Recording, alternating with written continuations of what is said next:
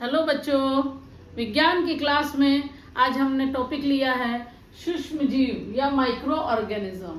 अब सूक्ष्म जीव होते क्या है? सबसे पहले क्या देखेंगे कि जीव बहुत सारे टाइप के जीव होते हैं। पौधे भी जीव हैं और जंतु भी जीव हैं, लेकिन हम आज पढ़ेंगे सूक्ष्म जीव के बारे में। आखिर सूक्ष्म जीव जो है वो सूक्ष्म क्यों कहलाता है? क्योंकि सूक्ष्म का अर्थ होता है बहुत छोटा, इतना छोटा जो आंखों से भी दिखाई न दे, ऐसे जीव को हम कहते हैं सूक्ष्म जीव। अगर वो आंखों से नहीं दिखाई देगा तो फिर वो कैसे दिखाई देगा, कैसे मालूम चला? तो आपको सूक्ष्मदर्शी की सहायता से, एक यंत्र की सहायता से देखना पड़ेगा, यानी सूक्ष्मदर्शी की सहायता से देखना पड़ता है। तो अगर सूक्ष्मदर्शी से वो दिख जाए तो उसको कहेंगे सूक्ष्म जीव। सूक्ष्म जीव जो है मेनली मुख्य रूप से 4 प्रकार के होते हैं। मुख्य रूप से 4 प्रकार के होते हैं। पहला जीवाणु, दूसरा प्रोटोजोआ,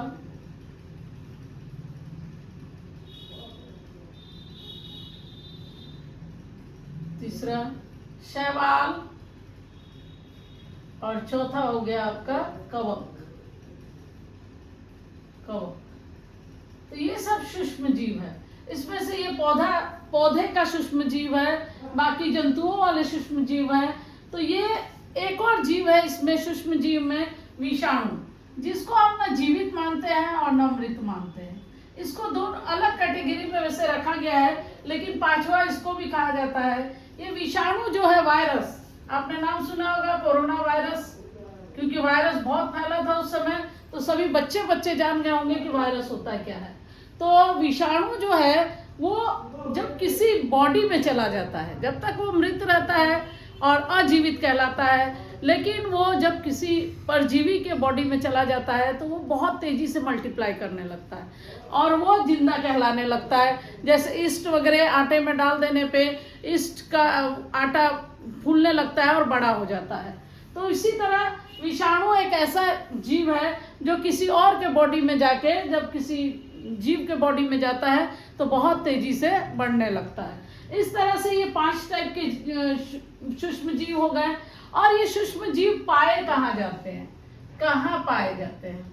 तो ये हर जगह पाए जाते हैं। आपको मिट्टी में, जल में, गर्म प्रदेशों में, जल में, मिट्टी में, दलदल में, गर्म प्रदेशों में,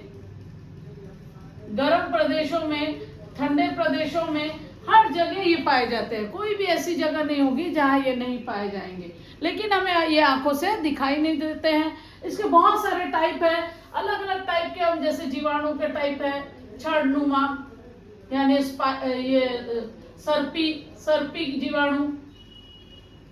इसके बारे में आगे और डिटेल से पढ़ेंगे। सर्पी जीवाणु होता है, एक छड़नुमा जीवाणु होता है। ऐसे प्रोटोजोआ में एक अमीबा होता है और एक पैरामीशियम होता है।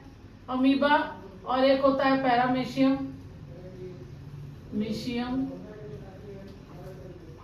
शैवाल तो हरा नीला एक शैवाल होता है। और कवक जिसको फंगी भी बोलते हैं, फंजाई। तो इस तरह से ये अलग अलग टाइप के, बहुत सारे टाइप के, इसमें भी बहुत टाइप है। तो वो आगे चल के आप अगली क्लास में पढ़ोगे और मतलब हायर क्लास में जाके डिटेल में इसको जानोगे। तो ये कहाँ पाए जाते हैं आपको समझ में आ गए। अब ये बताइए कि ये सूक्ष्म जीव क्या हमारे लिए फायदेमंद है? बिल्कुल। कुछ सूक्ष्म जीव हमारे मित्र है और कुछ सूक्ष्म जीव हमारे शत्रु है। अब मित्र कैसे है? तो कुछ सूक्ष्म जीव का देखिए मित्र कैसे है। तो कुछ सूक्ष्म जीव को अल्कोहल बनाने में, जो किण्वन प्रोसेस होता है, फर्मेंटेशन, उसमें अल्कोहल और शराब वगैरह बनाने में, या फिर आप घरों में देखते हो इडली डोसा जो बनता है, या फिर छोले भटूरे जो बनते हैं, वो ईस्ट डाल के उसको फुलाया जाता है और वो उस पर एक्टिवेट करके वो फूल जाता है। तो इस तरह से जब हम आटे में, मान लो यहाँ आटा रखे हैं और आटे में हम ईस्ट डाल देंगे या उसको छोड़ देंगे, तो यहाँ पे बहुत सारे जीव जो है आटे को ऐसे फुला देंगे। तो ये सब किसका काम है? सूक्ष्म जीव का। तो घर में हम डोसा बनाने में मित्र कैसे है वो? डोसा, इडली ये सब बनाने में, फिर भटूरे बनाने में, इसका काम आता है, बेकिंग में काम आता है, केक बनाने में इसका काम आता है, और व्यापार के रूप में शराब बनाने में, फिर अल्कोहल बनाने में काम आता है इसका। सूक्ष्म जीव से अल्कोहल भी बनता है। अब इसके अलावा मेडिसिन में, दवाइयों में बहुत से सूक्ष्म जीव का उपयोग करके एंटीबायोटिक बनाया जाता है, या प्रतिरक्षक जिसको कहते हैं एंटीबायोटिक। लेकिन एंटीबायोटिक हम लोग को दिया जाता है ताकि वो जो रोगाणु होते हैं, जो रोगजनक सूक्ष्म जीव होते हैं, उनको मारने के लिए, उसकी वृद्धि को कम करने के लिए एंटीबायोटिक दिया जाता है। लेकिन एंटीबायोटिक लेते समय डॉक्टर की परामर्श से ही लेना चाहिए, अपने से एंटीबायोटिक नहीं लेना चाहिए, और उसका कोर्स भी पूरा करना चाहिए। और बिना जरूरत ना पड़ने पर एंटीबायोटिक का डोज अपने मन से नहीं लेना चाहिए। तो एंटीबायोटिक बनाने में, जैसे कुछ एंटीबायोटिक का नाम है, मान लीजिए पेनिसिलिन है। पेनिसिलिन जो दवाई है, पेनिसिलिन, इसका आविष्कार, इसकी खोज किसने की थी? इसकी खोज आप अपने कमेंट में बताएंगे कि पेनिसिलिन की खोज किसने की। इस तरह से हम और भी स्ट्रेप्टोमाइसिन है, एंथ्रोमाइसिन है, इस तरह के बहुत सारे एंटीबायोटिक बनाए जाते हैं। अब हमको लगता है अगली क्लास में हम लेंगे कि ये हमारे शत्रु कैसे हैं, सूक्ष्म जीव जो हैं शत्रु कैसे हैं, वो कौन कौन से रोग उत्पन्न करते हैं।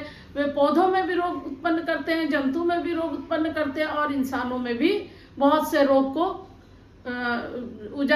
बहुत से रोग करते हैं। तो हम इस तरह से अगले वीडियो में सूक्ष्म जीव के शत्रु रूप में उसको देखेंगे। अगर मेरा ये टॉपिक पसंद आ रहा है और समझ में आ रहा है तो आप मेरे चैनल को लाइक, सब्सक्राइब और शेयर कीजिए। थैंक यू बच्चों।